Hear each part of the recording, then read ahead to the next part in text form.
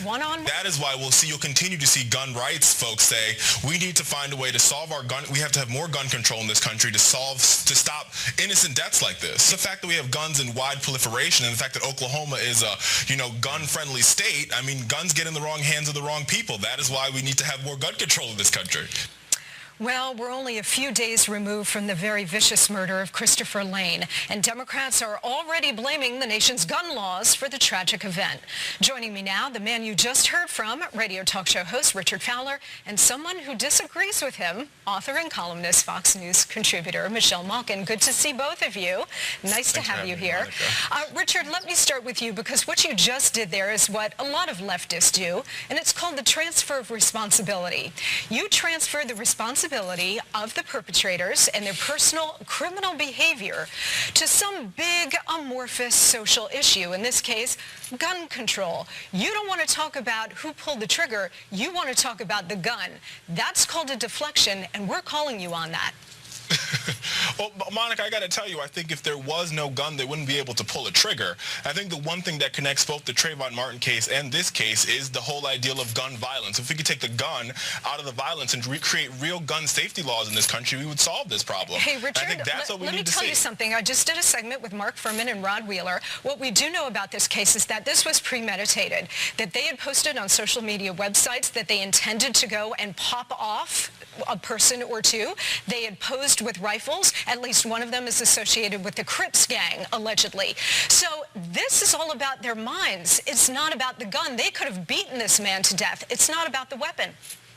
But there's a big threshold between beating somebody and shooting them with one bullet. And I think that's a distinction that needs to be made in this particular case. We can all agree that this is a heinous act and these thugs should go behind bars. But at the end of the day, this is about personal responsibility and also about how we can make sure that our children and our young men stay safe. And the only way we could do that is by putting in real gun safety laws, background checks. We need to get these guns off the streets. There's no reason for them to have a gun and 50 bullets. That's the problem.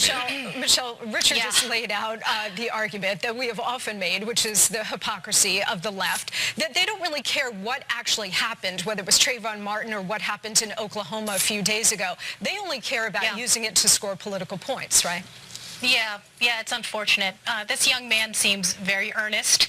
I'm sure you are in your beliefs, but I've encountered many dim bulb arguments in my life, and this is about as low as wattage as I've ever encountered. What gun laws in particular do you think would have saved this man's life? An assault weapons ban? Yes or... Whoa. It's my turn. Whoa. No. Answer my question. An assault weapons ban? Do you think that would have saved him? Your question is a farce, and here's why your question is a farce. Why do 16-year-olds and 17-year-olds have access to a gun to begin with? The reason why you won't answer my question, 17-year-olds have a gun to begin with? The reason why you won't answer my question is because do you believe that a 16 or 17-year-old should have a gun?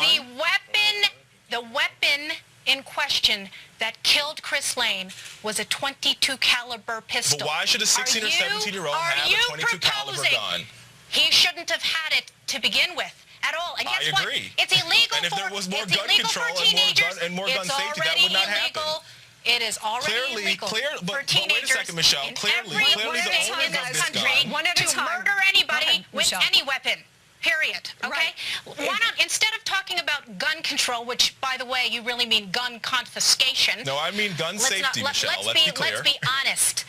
That you want to deflect from talking about the real issue here. It's on the table. There is a huge social media footprint already of these three suspects. And it is not gun control, but gang control, behavioral control, impulse control, Michelle, and I think you're missing the premise here. That need to be reestablished in our culture. Richard, go ahead, respond. You know nothing about the gun in question. Listen, I'll tell you exactly what the issue is here, Michelle. If gangs didn't have guns, they wouldn't be that powerful. The reason why gangs have the ability to run streets is because they have guns. If we take the guns out of the hands of the gangsters, Richard, what are you talking about? Richard, that is the point that Michelle is trying to make. The gun, it should not have fallen into the hands of this thug in the first place, okay? I agree. What you're saying is gun control should be leveled against law-abiding citizens. What Michelle is trying to say is that there is a gang culture. There is a violent culture out there. We're trying to keep the guns out of the hands of the thugs, not out of the hands of law-abiding citizens, which is what you want. But wait a second, Monica. What I'm saying is if you go to a gun show 2 states over from Oklahoma and buy enough weapons to blow up the Taliban, there's a problem. When 16 and 17-year-olds can buy assault rifles, they can buy AK-47s, they can buy military-grade weapons, we have a serious problem in this country. Go ahead, I'm talking about the fact that young people can access weapons. Richard, hang on. Michelle, go ahead.